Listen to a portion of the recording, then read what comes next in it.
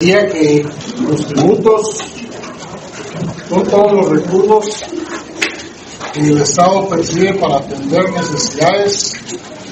Hablamos de una definición de tributos y les puse una clasificación de los tributos. Y de ahí comprobaron ustedes, donde les dije el primer día de clases, cómo se clasificaban los tributos. Y aún diciéndolo un montón de veces en la clase, no lo puedo creer, que un montón de gente puso otras cosas menos lo que yo decía. Por lo menos una buena van a tener.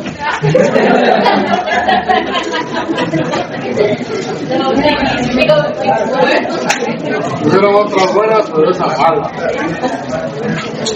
No sé de dónde se les pegó tanto esa palabra de objetivos y subjetivos. Los que usaron eso en 3 respuestas saben lo que estoy diciendo. En 3 preguntas, objetivos, subjetivos. Dos más abajo, subjetivos, objetivos, todo cambiaron el orden. Bueno, ustedes mejor que nadie saben la clase de examen que hicieron. Ustedes mejor que nadie. Solo me falta calificar la práctica. Vamos a continuar. Ya se dieron cuenta que no mueven los calendarios de exámenes. Solo tengo 4 clases. Parece que hay una solicitud ahí para que nos corran. No sé para dónde los van a correr, porque dice la tercera semana y cuarta semana, porque en mayo tienen que ser los finales. Y todavía estamos, pero ni a la mitad del programa. Vamos a empezar hoy a ver algo relacionado con esa clasificación de los tributos. Y vamos a empezar con el tema de los impuestos.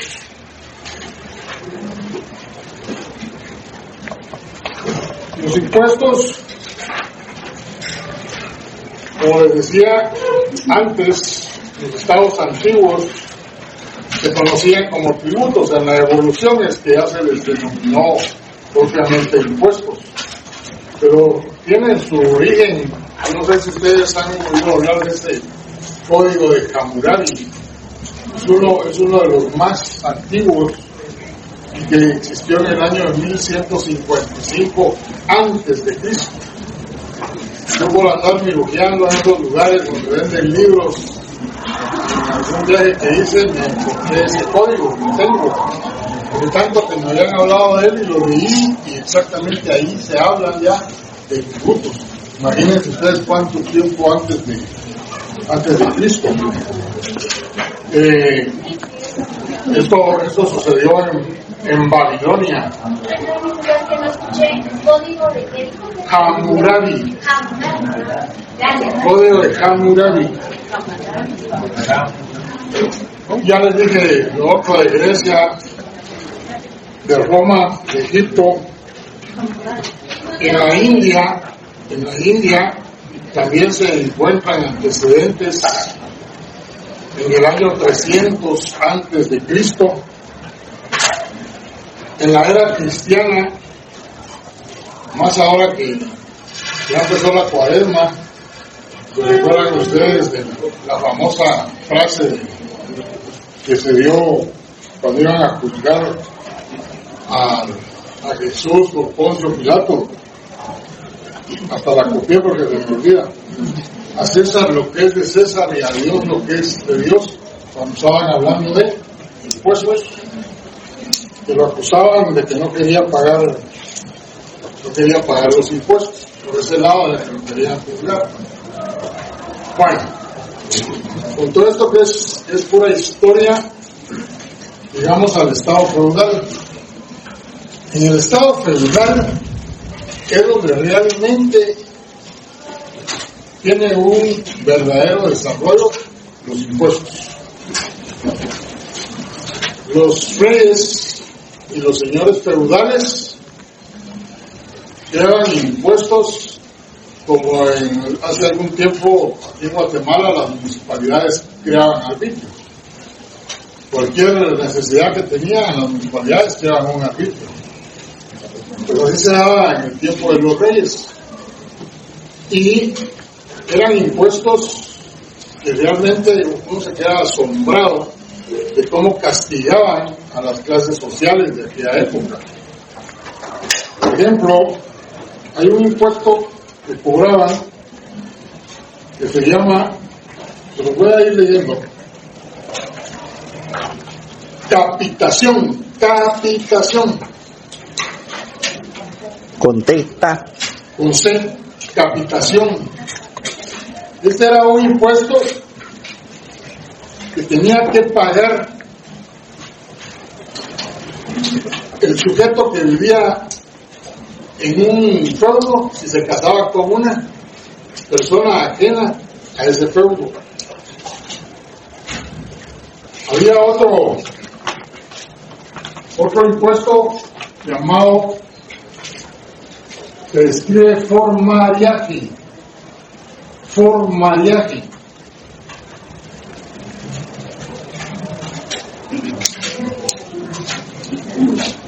que era el tributo que se pagaba por cabeza cada año.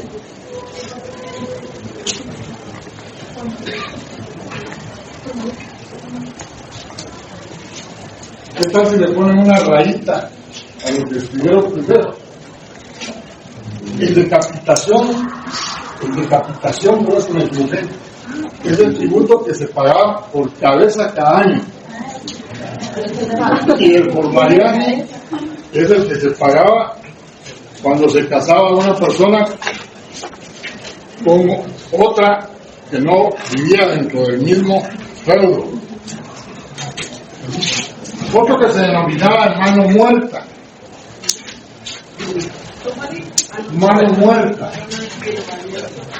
Y este era el impuesto que le otorgaba al rey el derecho para apoderarse.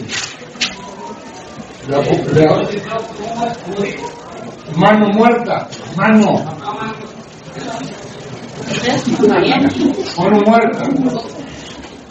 En el derecho que tenía el rey a quedarse con las propiedades de una persona cuando éste no tenía ascendencia o descendencia. O sea, no tenía herederos. En una sola palabra. Otro que se llamaba el censo.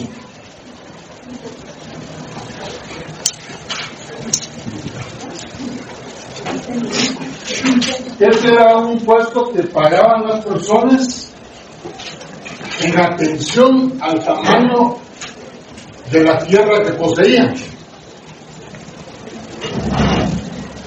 El censo era un impuesto que se pagaba en atención al tamaño de tierra que poseía una persona. Pecho o talla. Era un impuesto que se pagaba cada año y se le llamaba así porque la constancia de que lo habían pagado era que en el marco de la puerta hacía una señal. Se rasgaban la madera, imagino que era madera. Habían tasas de rescate. Tasas de rescate cuando un rey secuestraba a un señor feudal o a un familiar y cobraba ese impuesto para poder librarlo. Yo creo que de ahí tomaron la modalidad actual. Ya existía el puntazgo. ¿Saben qué es el puntazgo? ¿Qué es? Puntazgo. P-O-N-T-A-Z-G-O. ¿Alguno de ustedes ha ido a esas playas de Puerto Rico, yéndose por Iztapa? ¿Sí o no? No, el pobre. Apenas conozco el este de Matitlán.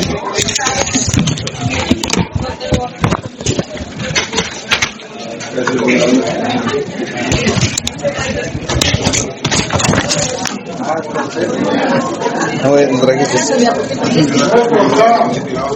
Man. Pontazgo. ¿Qué es el Pontazgo? ¿Ha ido a la escuela del Monterrico? No. ¿Por Iztapa? No. A Matitlán nada más lo que diga. Pues bien, pero la tasa que se paga en el puente para poder pasar del otro lado. cada vez que uno pasa por ahí, tiene que pagar una cantidad de dinero. En aquel tiempo para pasar un río, por ejemplo, había un puente. Y si estaba dentro del área de los terrenos del rey o del señor feudal, esa persona para poder pasar tenía que pagar El ferry. un tazo. También encontramos que para pasar por determinadas carreteras se pagaba una cantidad de dinero. Licenciado, para que me quede claro, entonces el Pontazgo es como hoy en día conocemos el ferry, cuando se sube el carro a una como tabla para cruzarlo. Es como el ferry, dice la compañera. Pregunte pues. ¿En qué tiempo no había un ferry? Pero ahora sí pues, entonces para cómo ejemplificar. Cuando terminemos de hablar de los tributos, me recuerda a esa figura y le voy a decir dónde lo vamos a aplicar. Va. Ahorita solo estoy hablando de antecedentes. Pero, si se dan cuenta ustedes de los antecedentes, ¿cómo es? Ya, yo solo sé que era el pago de pasar un puente de un lado al otro lado. Y encontramos todavía la existencia del Pontazgo, encontramos la existencia del peaje, ese impuesto que se cobraba anualmente. ¿No les suena a ustedes como impuesto sobre la renta? Se paga anual por las ganancias. Eso que se le pagaba al rey por el tamaño, en base al tamaño de tierra que tiene la persona, ¿no les suena a ustedes a impuesto único sobre inmuebles? O sea, todo eso ha evolucionado, como ha evolucionado la sociedad, pero tuvieron sus orígenes esos impuestos en algunos de aquellos que se quedan en el Estado feudal. Desde luego, ahora nosotros conocemos otra clase de impuestos. Conocemos de que hay tasas, que hay contribuciones especiales. Y si yo les dije, ya en alguna oportunidad cuando hablábamos de los recursos públicos, las tasas eran aquellos pagos voluntarios en los cuales se nos daba algo a cambio, podemos seguir pensando en la actualidad que el Pontazgo es un impuesto, o que el peaje es un impuesto. No porque estamos recibiendo algo a cambio. Un impuesto, y aquí ya viene el tema del impuesto. Un impuesto es un pago de carácter obligatorio, que cuando lo hacemos no recibimos nada a cambio. Para los que tienen vehículos, de aquí a julio, cuando paguen ese impuesto, el impuesto de circulación de vehículos, ¿qué es lo que les da la administración tributaria? ¿Cuál es el beneficio que persigue? Evitar la multa.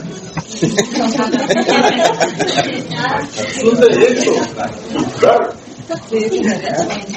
No recibimos nada a cambio más que un recibo.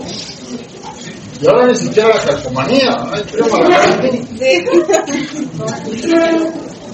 Entonces, el impuesto es un pago obligatorio que no tiene ninguna contraprestación. Y es algo que les tiene que quedar bien claro si no quieren confundirse con lo que es casa y contribución especial. Siempre que hacemos un pago de un impuesto, no recibimos nada a cambio. Pero ¿en qué momento nos surge la obligación del pago de ese impuesto? Cuando adquiere el vehículo, ¿no? cuando adquiere el vehículo, dice el compañero. Y si fuera el UCI, cuando se tiene la tasa o el inmueble. Cuando adquiere el inmueble. Con esos dos ejemplos, yo les voy a hablar de la existencia del hecho generador. El hecho generador es la condición que tiene toda ley impositiva. Y esa condición, cuando un sujeto la cumple, le nace la obligación del pago del impuesto. Antes no. Todos los que estamos aquí no tenemos vehículo el día de hoy. Pero si mañana uno de ustedes compra un vehículo, automáticamente se ubicó dentro del hecho generador del impuesto de circulación de vehículos. Yo no tengo ningún inmueble y mañana compro uno, entonces cumplo con el artículo del UCI que dice que todos los propietarios, poseedores o usufructuarios de bienes del Estado están obligados al pago de ese impuesto. Mientras no nos ubiquemos ahí, mientras no nos ubiquemos dentro de ese hecho generador, no surge ninguna obligación. Estamos ajenos a esas obligaciones. No hay contraprestación. Y entonces, si no hay contraprestación, ¿para qué usa el Estado esos recursos?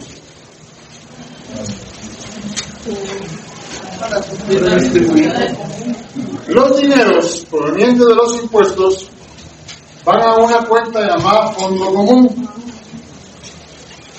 Y esa cuenta Fondo Común es la que el Estado va a utilizar para cumplir con sus fines. Yo les decía al principio, ¿se recuerdan? Hablábamos de recursos públicos. Y los impuestos son un recurso público.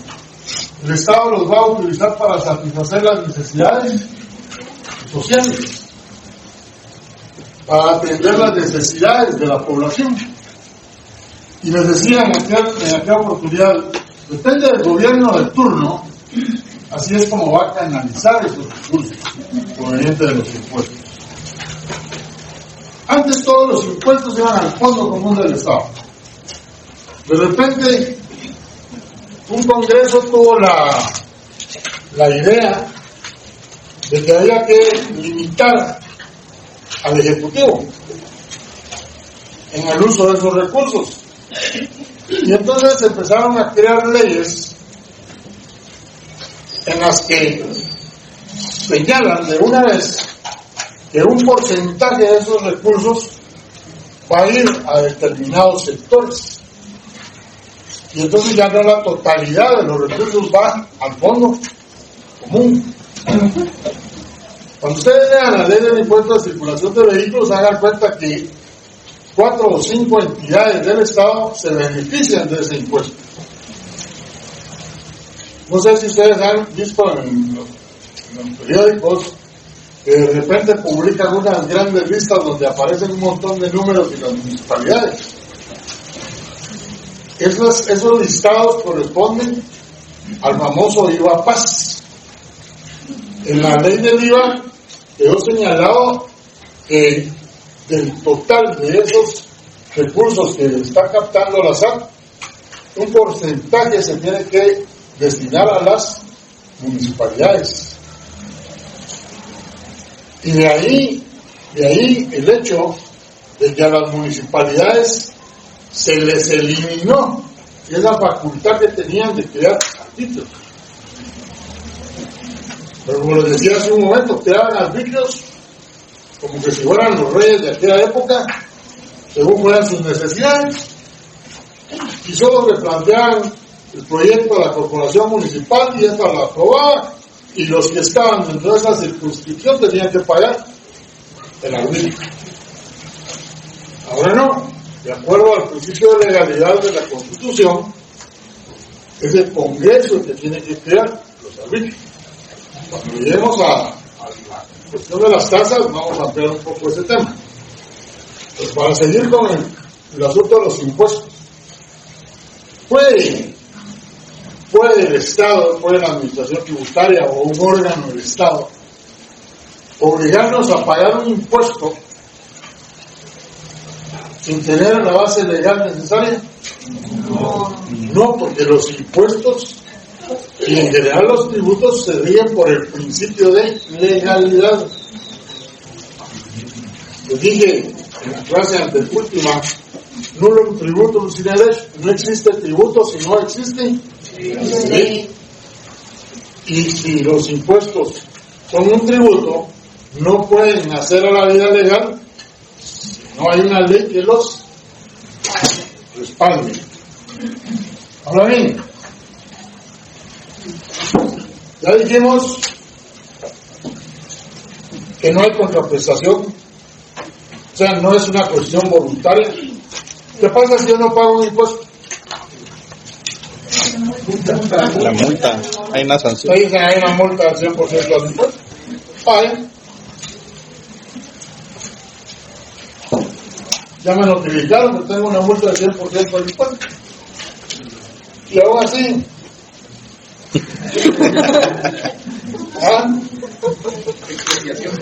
¿Cómo? Expropiación. Híjole, viene de Juanjón. No pagó el impuesto de circulación de vehículos y le van a ir a quitar su casa. ¿Qué pasa? ¿Qué hace el Estado? No puede hacer nada. Bien. No, es de la compañía. Deje de pagar el impuesto, me encuentro.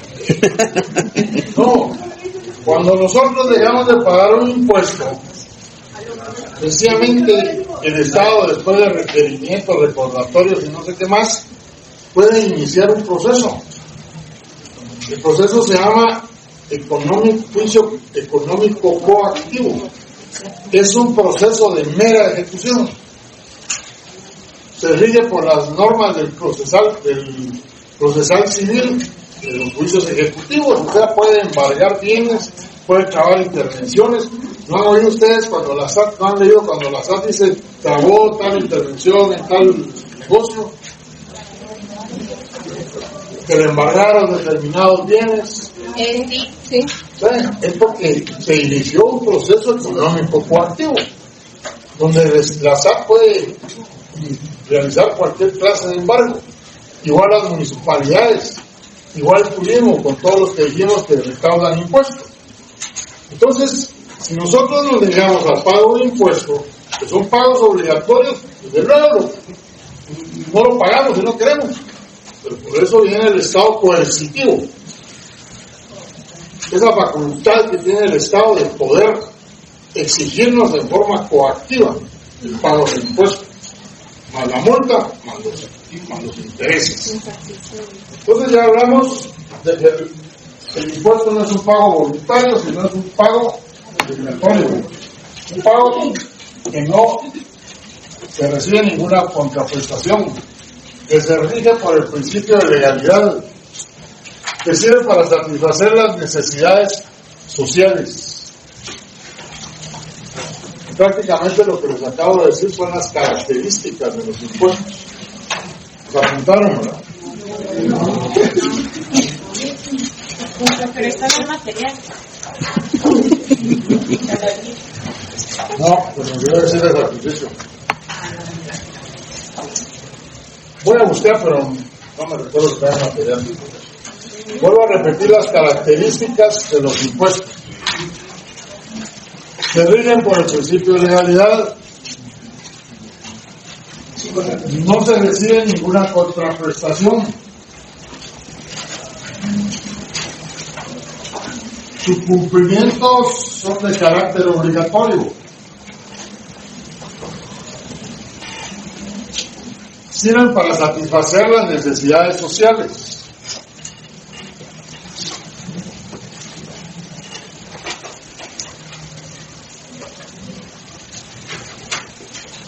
Ya dije que se rige por el principio de legalidad, ¿verdad? ¿Sirve para? Sirve para satisfacer las necesidades sociales.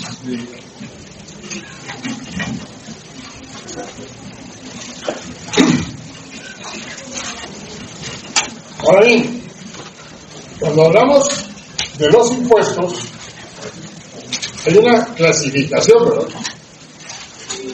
Y hablamos de impuestos directos, impuestos indirectos. A ver, unas 3 opiniones. ¿Qué creen que es la diferencia entre ese impuesto directo y ese impuesto indirecto? A ver, la compañera. Eso le pregunto, Impuestos directos, yo lo que había visto era son los que se reciben con los propios recursos del Estado. Impuestos directos de compañeros son los que se reciben con los propios recursos del Estado. Se reciben con los propios recursos del Estado. Se generan. O sea, el Estado nos paga los impuestos. El Estado adquiere los impuestos de esta forma.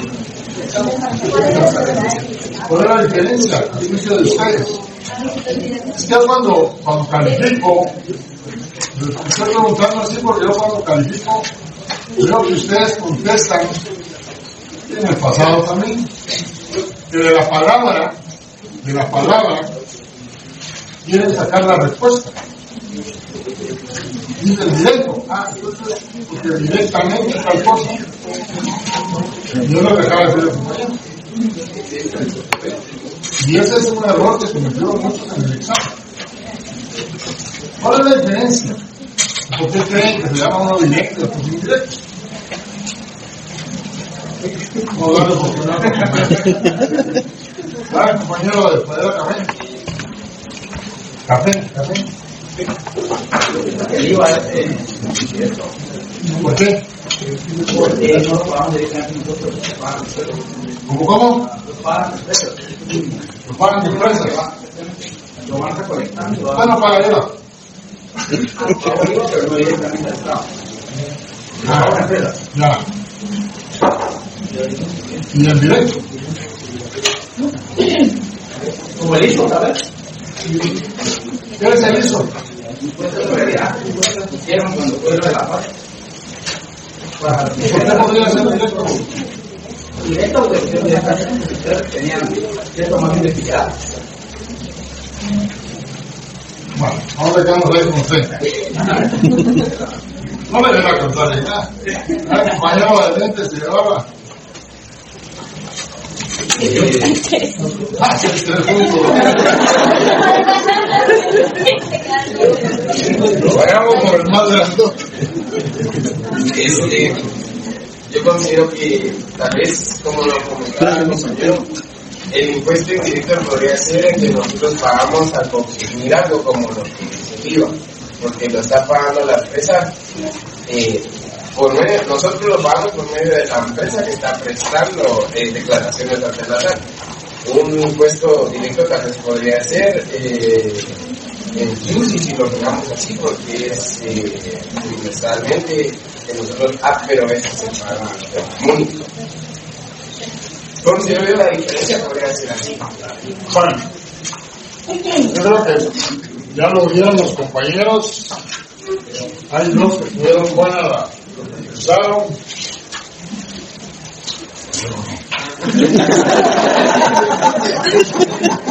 Mira, ¿qué iba a decir? Cuando pidió traer la palabra, ¿qué iba a decir? Yo que el directo será lo que el Estado genera con sus propios recursos, por ejemplo, alquilando sus patrimonios y todo eso, y indirectos serán los que se querían con. No, pero él sigue pensando, el compañero sigue pensando que es el Estado el que genera. No, los impuestos no los genera el Estado. Los impuestos son pagos que hacemos todos nosotros para el Estado. ¿Cómo se dice? Perdón.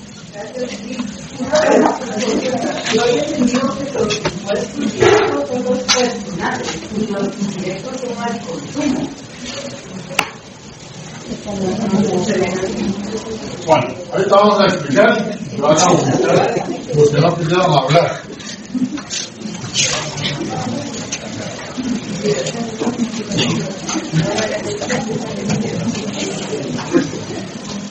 Cuando se habla de los impuestos, siempre vamos a hablar de la existencia de un sujeto activo y un sujeto pasivo. ¿Quién es el sujeto activo? Siempre va a ser el Estado. El Estado. ¿Quién? Los que dijimos que participan en la obtención de recursos. ¿Recuerdan? Hablamos de la SAT, hablamos de las municipalidades, hablamos del IGUAT, también mencionamos al Ministerio de Hidrocarburos, las municipalidades.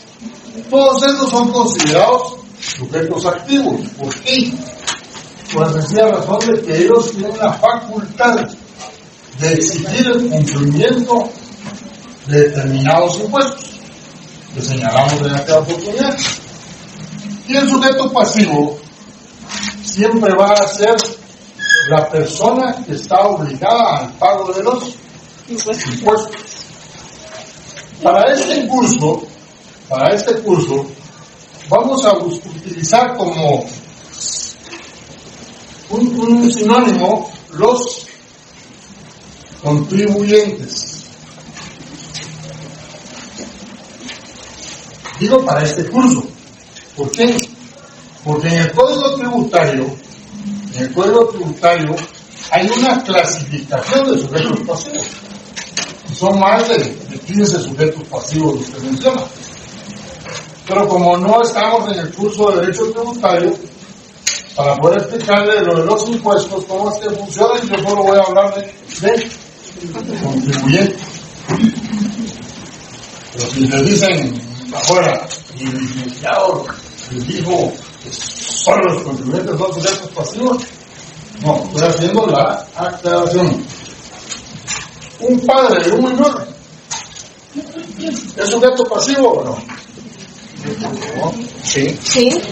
Si el tío le regaló un vehículo al menor de 8 años, ¿quién es el responsable de ese hijo? El padre.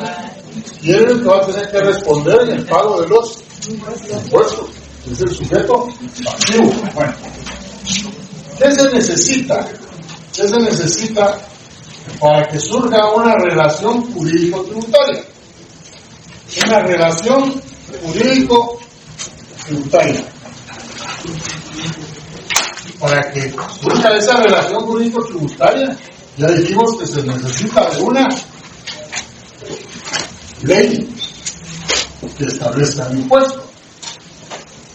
Y esa ley que establece el impuesto debe de contener lo que dijimos, un hecho generador.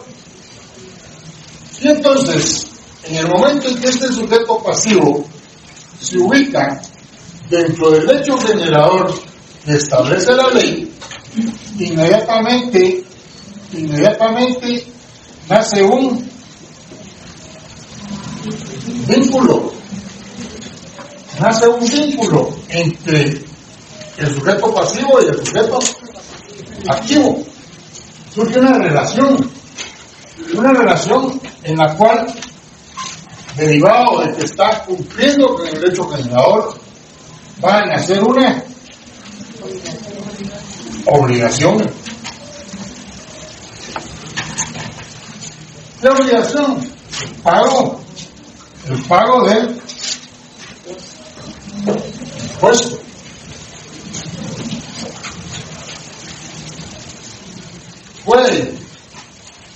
¿Puede quitarse esa obligación ese sujeto pasivo? No. Si es el propietario de un inmueble, pero lo tiene rentado, puede poner en el contrato de arrendamiento que el inquilino es el responsable del pago del impuesto. No. ¿Puede o no puede? Puede, pero... ¿Puede? Claro que puede. Estamos ya dentro del derecho civil.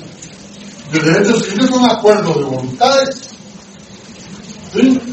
Pero puede. Este sujeto pasivo, el día de mañana, y ese inquilino no pagó el IUCI, y que venga la municipalidad y le diga, usted debe 3,000 quetzales de impuesto único sobre inmuebles. Y que diga, no es mi obligación porque yo tengo un contrato de arrendamiento donde aquel otro tenía que pagarlo. ¿Puede defenderse en esa forma? No. Porque este pago es obligatorio y la relación solo es entre ellos dos. No puede decirle a otro que él es el responsable y le puede decir al Estado: yo no pago porque hice un convenio aquí con este otro tercero. Él es el que le tiene que responder al sujeto activo. Y entonces, cuando vemos este esquema, estamos frente a un impuesto directo. Ese es un impuesto directo. ¿Por qué? Porque no participan terceras personas. Este no le puede decir a otro sujeto que pague el impuesto. La relación se da solo entre ellos dos y no se puede trasladar la carga tributaria a un tercero. ¿Entendieron ahora cómo es que funciona el impuesto directo? Por eso es que el propietario del inmueble, poseedor, usufructuario de bienes del Estado, son los obligados al pago. Impuesto de circulación de vehículos, pues el que tiene la propiedad del vehículo. El impuesto sobre la renta, estoy mencionando ejemplos. El impuesto sobre la renta. Yo tengo mi empresa, zona individual, y generé ganancias por 100,000 quetzales. El impuesto sobre la renta grava las ganancias.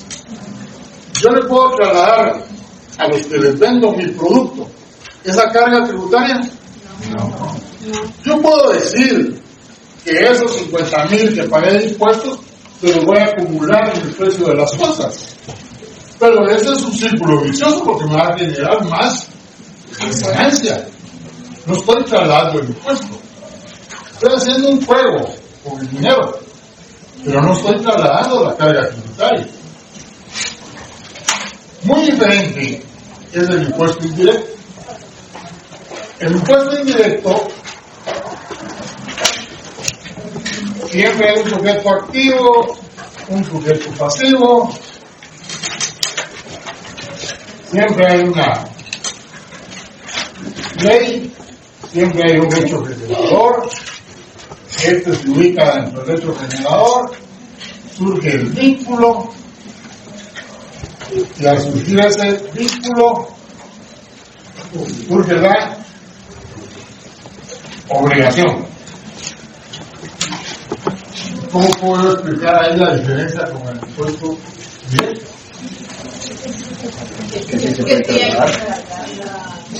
No hay vínculo. ¿Ah? No hay vínculo. Si no hay vínculo, no hay obligación.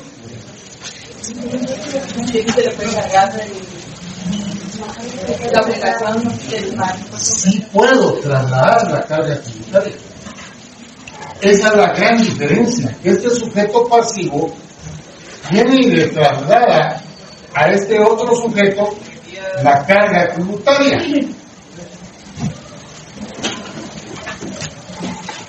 Y este se la puede trasladar a otro sujeto. Y así sucesivamente, dependiendo de cuál sea el proceso de comercialización del producto, hasta que llega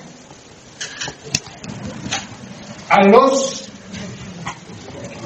consumidores.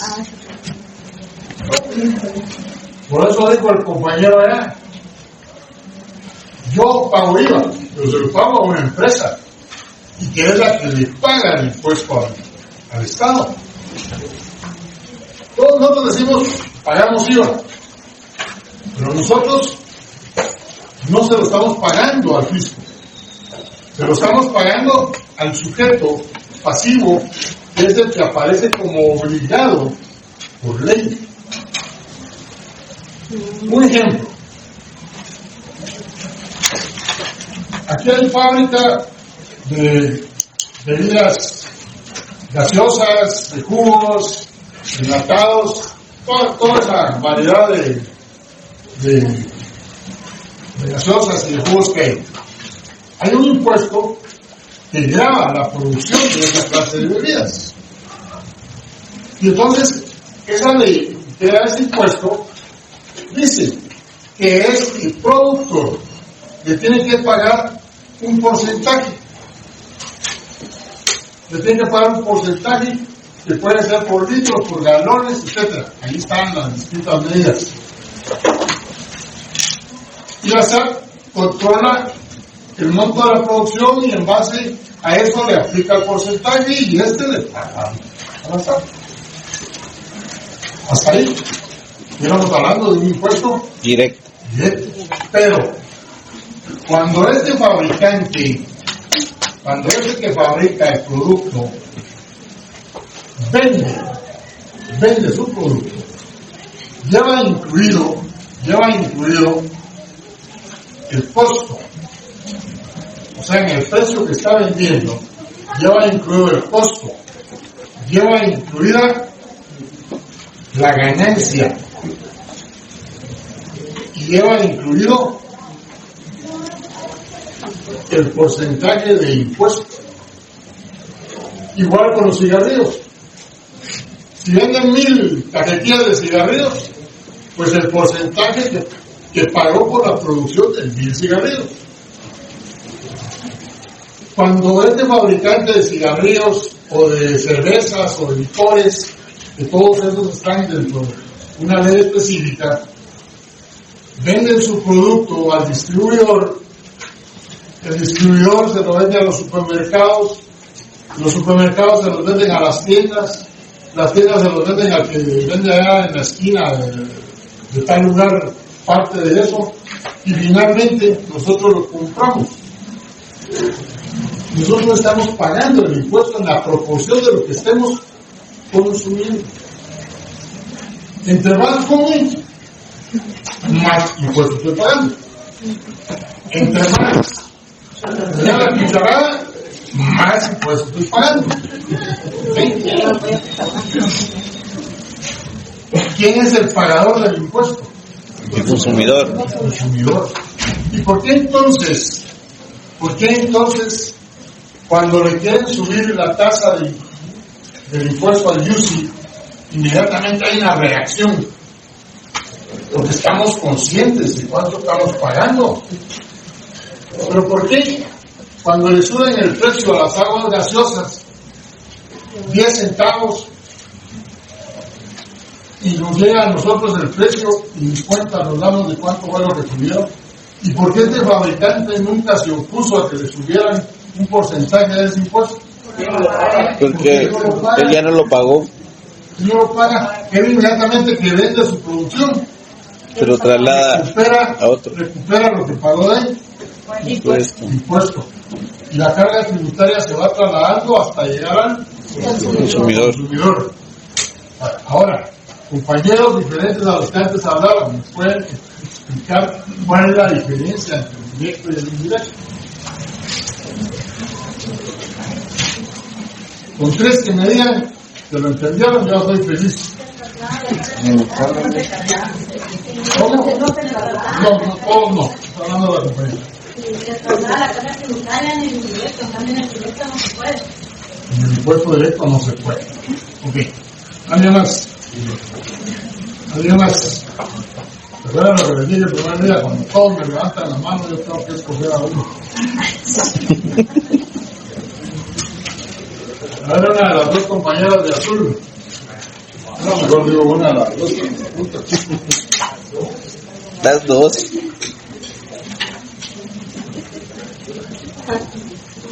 Pues ahora el impuesto directo no se puede trasladar. Eso que el directo sí se puede, la carga tributaria cae sobre el contribuyente, sí se puede trasladar. La voy a hacer más cortita.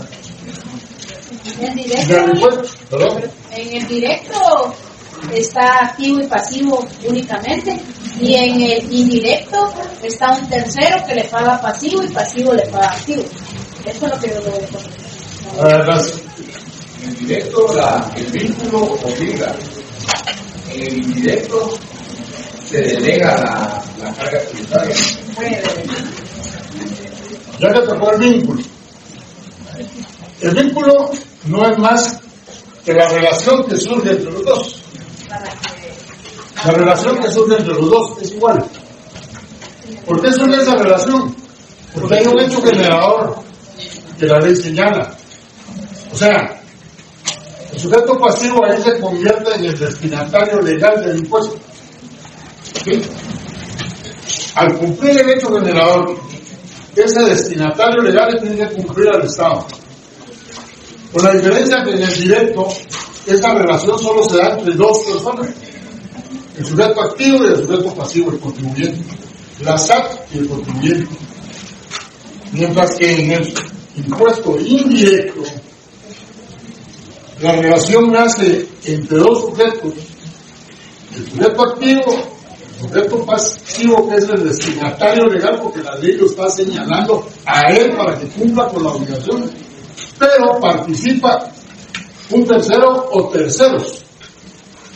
Y finalmente, la carga del pago del impuesto no es para el destinatario legal, sino para el consumidor.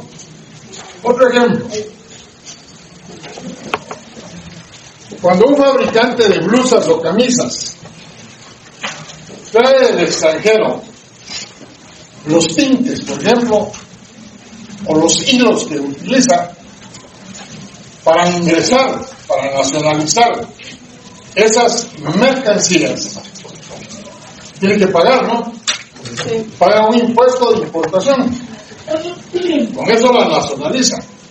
Nunca se confundan con que el arancel y el impuesto de importación son diferentes. Es exactamente lo mismo.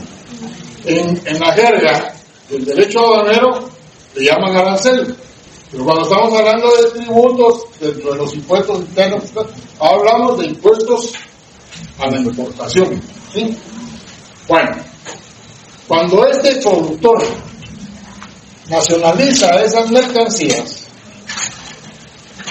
las traslada para que estén dentro del proceso de producción, cuando ya está lista la blusa o la camisa y la vende al mercado, él va a sacrificar sus recursos quedándose con la carga tributaria de lo que pagó en la aduana.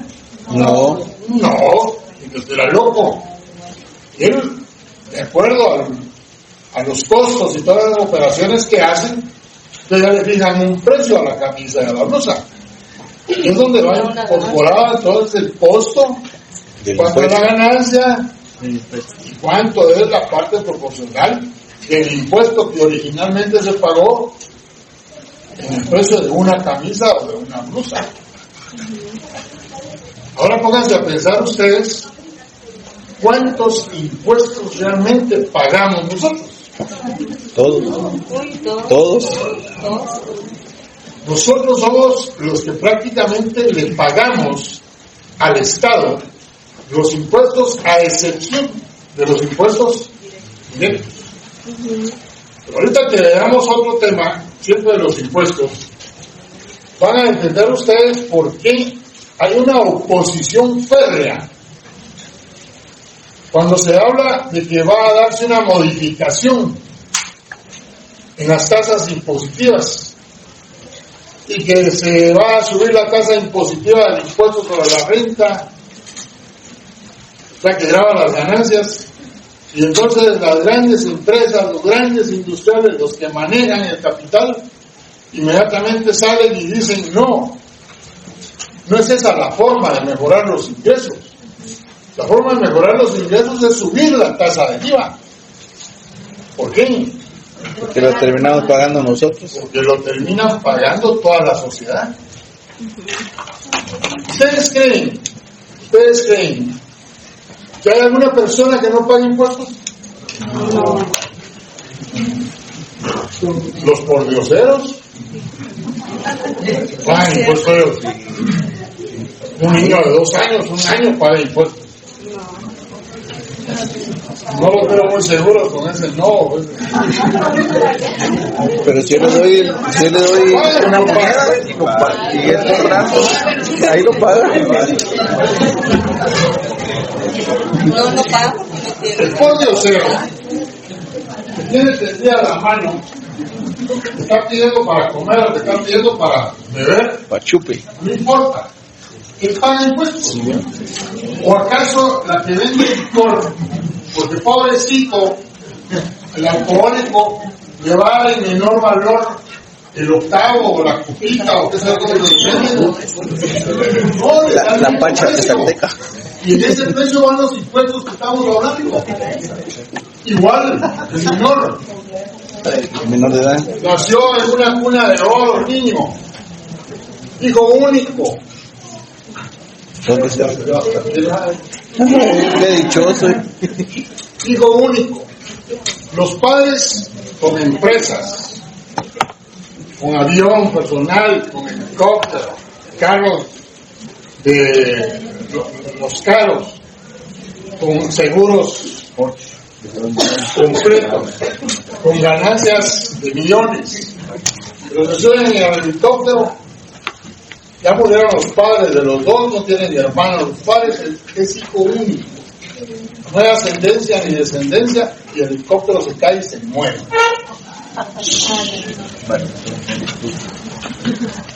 Todo eso que les acabo de hablar, de bienes, todo eso está grabado. Todo eso paga impuestos. Pero pobrecito el nene, ¿cómo va a pagar impuestos él? El nene no puede irse gateando a las cajas de los bancos para pagar los impuestos.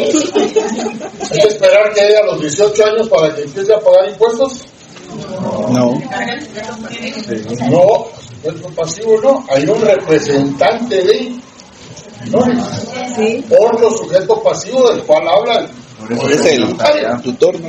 Al Estado no le interesan las edades, no les interesa el sexo, no importa, pueden ser de cualquier sexo. Lo que le interesa al Estado es que si tienen capacidad contributiva, deben de pagar. Ellos personalmente o a través de sus representantes. Y entonces, resulta que no importa la situación, todos pagamos impuestos. Unos con carácter directo y otros con carácter indirecto. Y la forma como funciona el indirecto es esto. Si nos da tiempo, no está en el programa, pero si nos da tiempo, les voy a explicar cómo se da este fenómeno. Esto tiene un nombre, se llama fenómeno de la traslación o repercusión de los impuestos. Y cada paso tiene un nombre. Pero solo, porque no da tiempo, solo apunten ustedes que en los impuestos indirectos es en el único que opera el fenómeno de la traslación, que consiste en trasladar a terceros la carga tributaria, que consiste en que no es el destinatario legal del impuesto el que paga la obligación tributaria.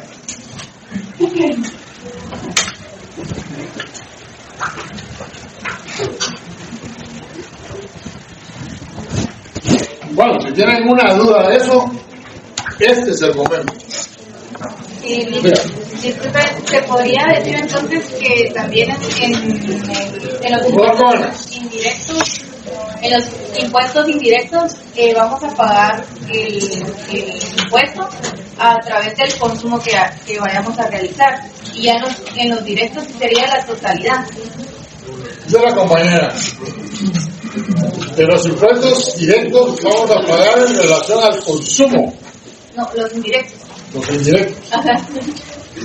Y es que cuando yo les entregué esa hoja donde está la clasificación, ustedes se dan cuenta, los impuestos indirectos se subdividen a los impuestos indirectos a los actos y al consumo, mientras que los impuestos directos se subclasifican en reales y personales.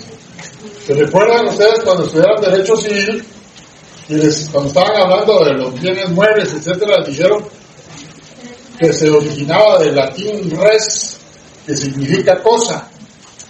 Entonces, siempre que estamos hablando de reales, nos estamos refiriendo a cuestiones materiales y personales, como en el caso del impuesto sobre la renta. Es un impuesto personal. El UCI es un impuesto personal también. Lo pagan solo los propietarios.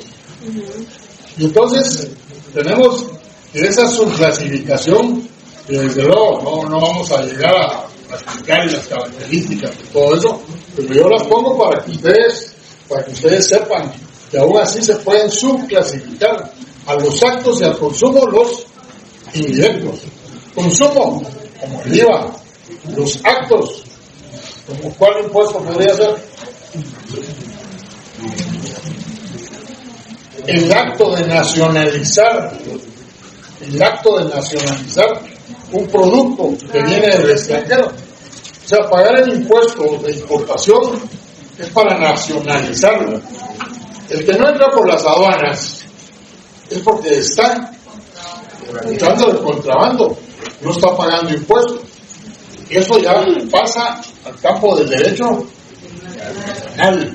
Y eso lo van a ver ustedes en el otro semestre cuando les explican lo referente al ilícito tributario. Es otro campo. Otra pregunta. Yo reconocí de lejos que no sé qué cosa lo vi, pero esa idea de que se prohibía la traslación de impuestos. Que se prohibía. Por lo que queda está por el Un compañero que leyó en algún lugar de lejos que se prohibía la traslación de los impuestos. Yo trato de repetir lo que hablan aquí los compañeros para que los compañeros de atrás oigan. Y así lo estamos refiriendo cuando yo ya hablo. Bueno, la traslación, ese fenómeno de la traslación no lo puede prohibir el Congreso. Ningún Congreso. Esa clasificación de impuestos directos e indirectos se da aquí en Guatemala, se da en Latinoamérica y se da hasta en la Cochinchina. Incluso en los países socialistas que ya tienen impuestos, se da esa figura. Esa figura del impuesto directo e indirecto. ¿Por qué no se puede prohibir la traslación? Porque el mismo Estado le conviene la existencia del impuesto indirecto. Díganme ustedes, ¿cómo podría el Estado gravar al consumidor de cigarro? ¿Cómo hace para contarles cuántos cigarros o cuántas cajetillas va a consumir? O para poder contabilizarle a aquel muchacho que se mira tan santo, pero que en las noches llega y bebe. ¿Cómo hace para controlar eso? Entonces, el Estado tiene que grabar en la fuente. Y que sea el que recupere el impuesto cuando traslada la carga tributaria. El Estado no puede grabar a los consumidores.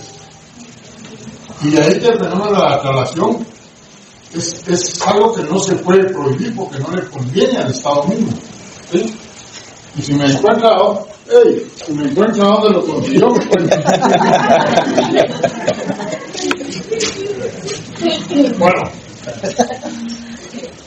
Bueno, Ernesto Flores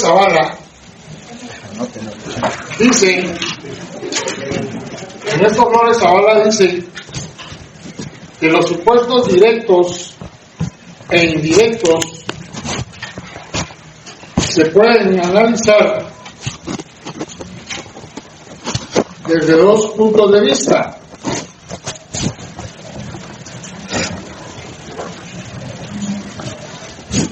O desde dos criterios, como ustedes lo quieran poner.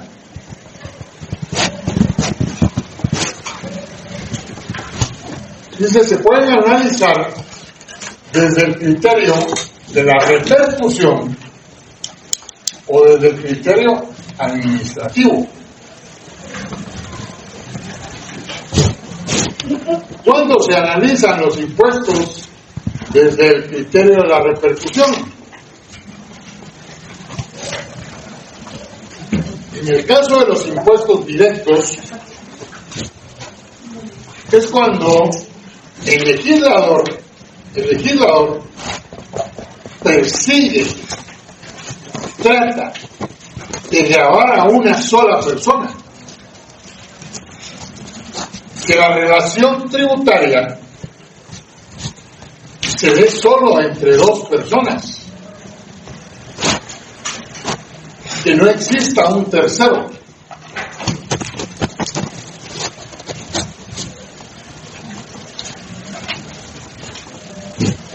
En este caso, como lo señalaba aquí no se puede aplicar el criterio de la traslación, porque un sujeto es el obligado por ley y un sujeto es el pagador del impuesto. A eso se refiere Ernesto Flores Zavala con el criterio de la repercusión o traslación.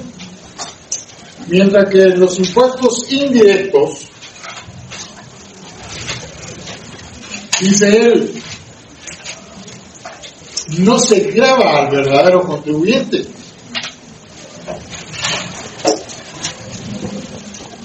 Lo grava por repercusión. O sea, repercute en otra persona la carga tributaria. Las calidades del sujeto, las calidades del sujeto que señala la ley es diferente al pagador del impuesto. Si vemos este esquema, en el impuesto directo, el obligado al pago por ley es a la vez el pagador del impuesto. En los impuestos indirectos se grava a un sujeto, pero es un tercero el pagador del impuesto. Estos no se pueden considerar pagadores porque estos van trasladando la carga tributaria. Y el consumidor, pues, definitivamente ya no puede trasladar la carga tributaria. Ya consumió, ¿verdad? ¿Cómo se le denomina ese criterio, Nick? Criterio de la repercusión. No, ese es el primero que explicó. ¿Y el segundo? Es que el primero que expliqué es para el impuesto directo. Ajá. Y el segundo para el impuesto indirecto. Ahora voy a hablar del criterio administrativo. Ay, ay, ay. ¿Sí? El criterio administrativo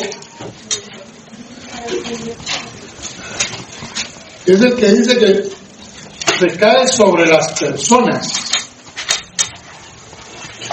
la posesión o el disfrute de la riqueza y graban situaciones normales y permanentes. ¿Podría repetir, disculpe? Graba situaciones normales y permanentes, porque se refiere a la posesión, el disfrute de la riqueza, la posesión, y eso son situaciones normales. Como no es normal, por ejemplo, que una persona siempre esté consumiendo. Puede haber consumido cerveza 5 años y un día dice, ya no consumo. Mientras que si es propietario de un inmueble, siempre va a haber un propietario. Podrá cambiar el nombre del propietario, pero siempre va a haber un propietario, o un poseedor de un inmueble, o de un propietario de un vehículo, o la empresa que está generando ganancias, disfrute de la riqueza. Mientras que ese criterio administrativo aplicado a los impuestos indirectos, dice este autor, son impuestos que se reciben en ocasión de un hecho. ¿Por qué de un hecho?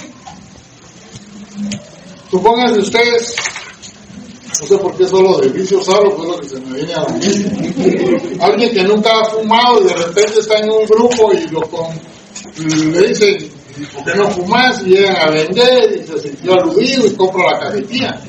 Es un hecho aislado. Pero en ese hecho aislado ya pagó impuestos. ¿Sí o no? Como también en el caso de las bebidas carbonatadas o las bebidas alcohólicas o en las importaciones. Entonces dice, son aquellos que se persiguen en ocasión de un hecho, de un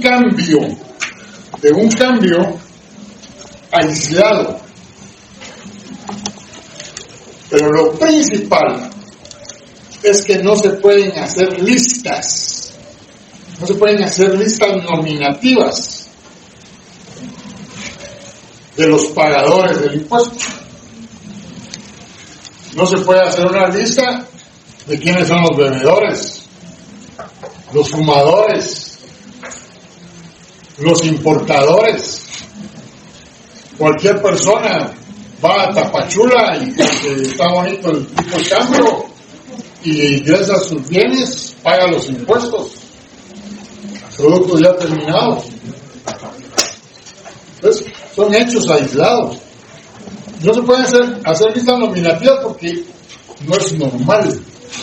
Pero se puede hacer una lista de quiénes son los que pagan el YUSI. Sí. Claro. En el pasado, la Municipalidad de Guatemala, la de Villanueva, la de Misco, le mandaba al principio del año una información a todos los propietarios de inmuebles, donde les decía que el impuesto que tenían que pagar era tanto por un trimestre y si era anual podían pagar tanto. Porque ese impuesto se paga por trimestres y si uno quiere pagar anticipado solo puede pagar hasta un año, no más. O sea, tenían una lista. ¿Por qué se preocupó tanto la administración tributaria cuando se creó el IVA y que todos los propietarios de vehículos al momento de vender los vehículos tenían que pagar IVA? Y no importaba que fuera de la agencia, ya lo tenía este propietario, se lo vendía a un segundo, el segundo a un tercero, etcétera, y todos pagaban el 12% del IVA. Eso provocó el surgimiento de una figura que se llama elusión, es otro fenómeno tributario. La elusión no es más que el cambio de las formas jurídicas. La elusión es el cambio de las formas jurídicas. Y entonces los sujetos, para no pagar impuesto del IVA, un abogado con mucha inteligencia, porque tuvo que haber sido un abogado, un notario con mucha inteligencia dijo, no paguemos el IVA, paguemos 2 quetzales nada más y páguense ustedes el precio del vehículo. ¿Qué hicieron? Los famosos poderes. Yo, propietario del vehículo, recibía mi dinero, íbamos con el notario hacía un poder y que decía que el fulanito ya podía usar el vehículo en el territorio, lo podía sacar al extranjero, lo podía vender, todo lo necesario para tener el vehículo. Y ese lo vendía a un tercero y como podía trasladar el poder, extender el poder, así se fue sucediendo. Y hubo un momento en que el registro fiscal de vehículos colapsó. Colapsó, por un lado el registro y por otro lado los ingresos provenientes de las ventas de vehículos se vinieron al suelo. Porque ya solo era la primera venta de las agencias o de los que importaban vehículos en lo particular, que lo vendían, la primera venta. ¿Qué hizo el Estado? ¿Qué hizo el legislador? Dijo, no, ya no paguen el IVA, solo las primeras ventas. Y fue como surgieron esas tasas, esas tarifas que actualmente se pagan atendiendo al modelo. ¿Alguien ha comprado un vehículo? No pagó IVA. No. Si era usado, no pagó IVA. No. Pagó una tarifa. Si era de un modelo reciente, pagó 1,000. Si era de un modelo menor, 500. ¿Sí? En el pasado eran más vagas las tarifas, mientras se acostumbraba la gente. Ahora ya podemos hablar de que existe de nuevo el registro fiscal de vehículos. Entonces se pueden hacer listas nominativas de causantes. Bueno, ahí tienen los dos criterios. Seguro eso lo pregunto en el examen. Tienen los dos criterios que Ernesto Flores da para analizar los impuestos directos e indirectos. Criterio de la repercusión y el criterio administrativo. Pero este tratadista mexicano señala que estos impuestos tienen ventajas y desventajas.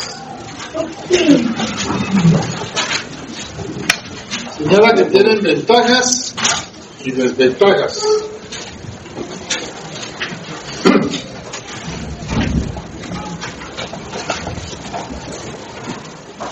Veamos primero las ventajas de los impuestos directos.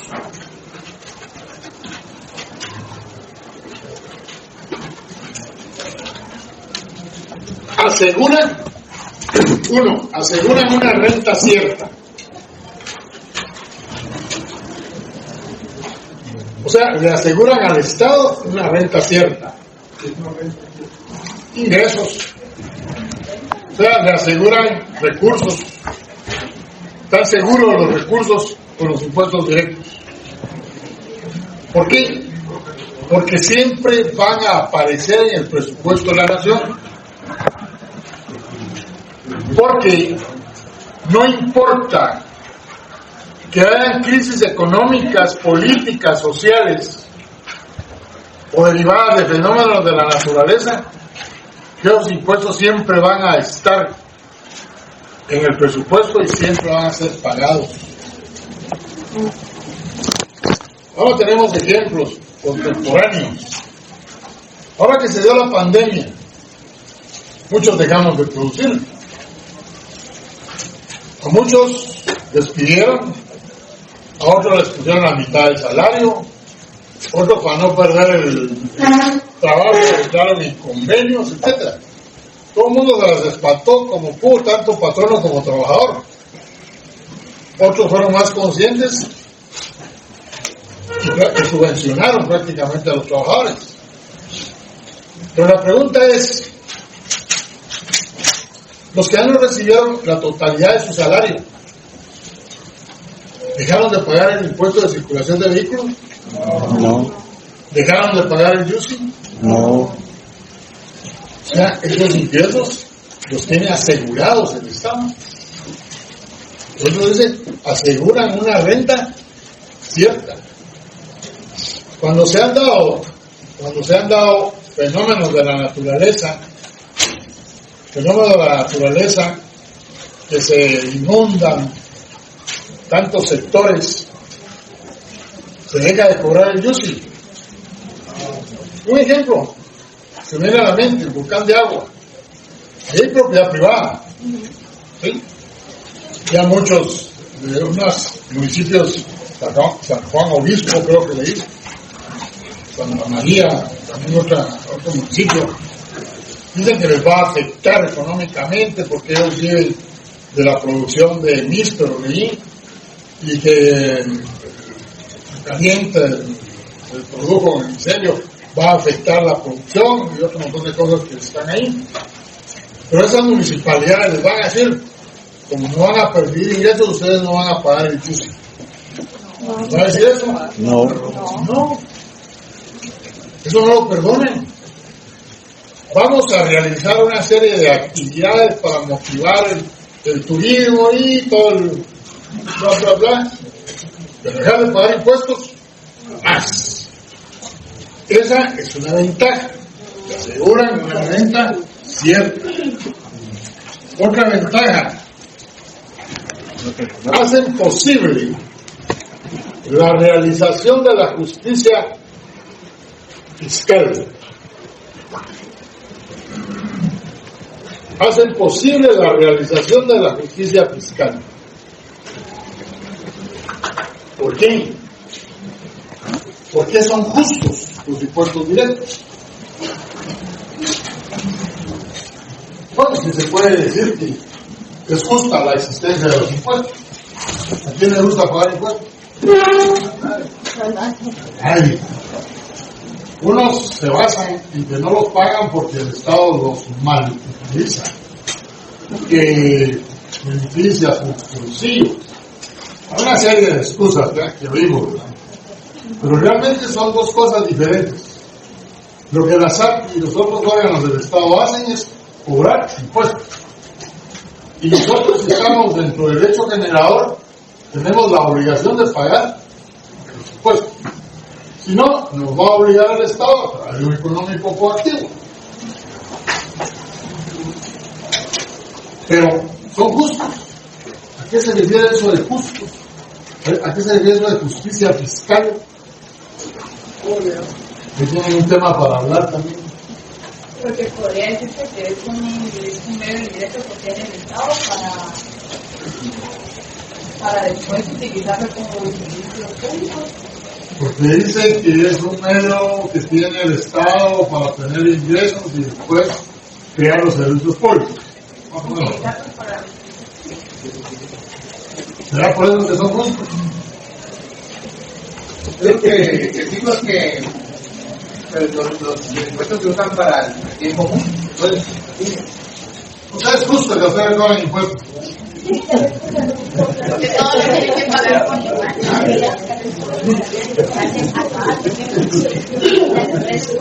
Ahora más fuerte. Por ejemplo, por las formas, resoluciones, fórmulas que se utilizan para pagar, por ejemplo, el IVA, una empresa genera IVA, claro, cuando están comprando los productos, pero cuando nosotros compramos como empresa, también tenemos un permanente. Es de competencia que Pero ¿dónde está ahí la justicia? porque como se calcula como uno, digo yo, llegan a una. Yo lo interpretaría como lograr completar el presupuesto que se tiene para la erogación del mismo. ¿Lograr qué? Completar Para lograr completar los recursos. el recurso para erogar el mismo. Tal vez es porque el impuesto que se debe pagar es proporcional a lo que se produce o lo que se tenga en el terreno, digamos, no se puede pagar un impuesto mayor a las condiciones que se tengan. La justicia deviene en proporción a su capacidad económica. Hay un principio de derecho tributario que se llama capacidad contributiva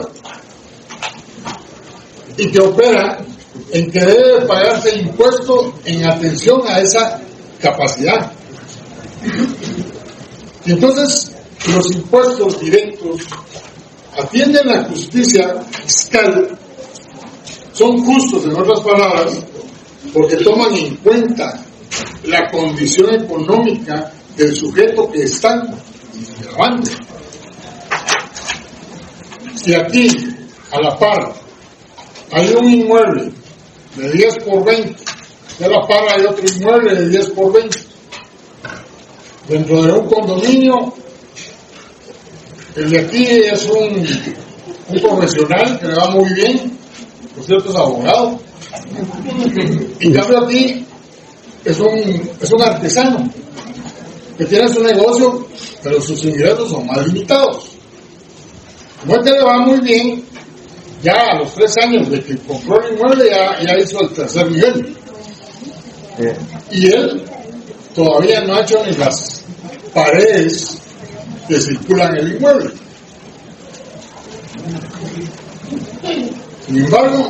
Sin embargo, los dos inmuebles con las propiedades originales quedaron inscritas con el valor de 300,000 quetzales. Y en base a eso pagan el JUSI. ¿Es justo que estén pagando los dos 300,000 quetzales? Perdón, sobre 300,000 quetzales. Sí. No. ¿Por qué sí? Porque como dice que sí es justo que paguen lo mismo. Exacto. Sí, porque si es legal, sí, es justo. Es que no estamos hablando de legal, estamos hablando de la proporción. Acuérdense que el concepto justicia es un concepto subjetivo que atiende, es un concepto filosófico que atiende a las condiciones que rodean un determinado acto. Y en este caso, este abogado, pues gracias a Dios le va bien, ya hizo los 3 niveles. ¿Pero valen lo mismo esos 2 inmuebles ahora? No. No. La capacidad contributiva de este es diferente a la de este. Pero ¿cómo hace la municipalidad para poder cambiar el precio entonces? ¿Por qué? ¿Por la zona? No. Por la licencia de construcción. Él tuvo que haber tramitado una licencia de construcción. Y ahí presenta cuántos de mano de obra, cuántos materiales, etc. Y al final dice que en total gastó 400,000, va a gastar 400,000 quetzales. Ya el inmueble tenía registrados 300,000. El departamento de la licencia lo autoriza y una vez autorizado lo traslada al departamento del YUSI. Y entonces el YUSI es modificado. Dice, valor a tal fecha, por tal construcción, etcétera. Actualmente el precio es de 700,000 quetzales. Y entonces este demostró más capacidad contributiva que este sujeto. Y entonces, como van a estar el 9 por millar cada uno, porque ya son más de 150,000, entonces al aplicar el 9 por millar a 700,000 es mucho mayor que a 300,000. O sea, la capacidad contributiva es diferente. Vehículos. Uno de ustedes tiene un Mercedes-Benz. El que se quedó más callado es el que no lo tiene. Pero el otro solo tiene un Toyota. Los dos son modelos 2023. ¿Quién tiene más capacidad contributiva? Mercedes. El que puede comprarse un carro de lujo. Pero y aquel que solo usa un Volkswagen y tiene el modelo 82. No habían 82, 78, creo que se quedaron. Él está pagando el mínimo de impuestos. Pobrecito, no ha podido comprar otro carro. Lo que el Estado no sabe es que ya lo está arreglando y todo para que sea un clásico.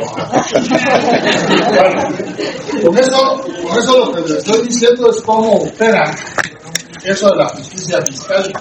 Tiene que ver con la capacidad contributiva. Y la tercera ventaja, que ahí nos vamos a quedar, se refiere a que en tiempo de crisis tienen cierta fijeza. Está relacionado con lo que dije al principio. En tiempo de crisis tienen cierta fijeza. Fijeza. Fijos. De fijos. Bueno, solo un comercial. Vamos a quedar ahí. Vamos a continuar la próxima clase.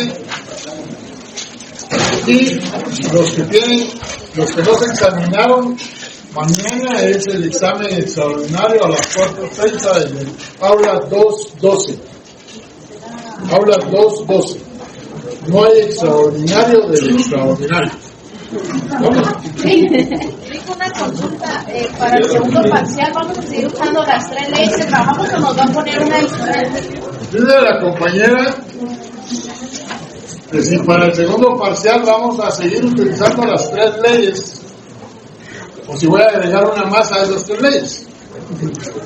¿Qué dije el primer día de clase? Solo esto. Que dieran su punto número 10 del programa y que ahí estaban todas las leyes que iban a ser objeto de examen. Y les pedí, les rogué que este primer parcial era para hacer zona.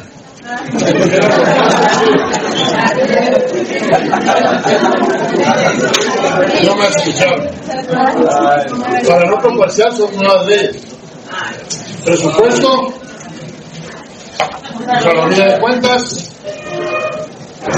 y no sé qué de divisas.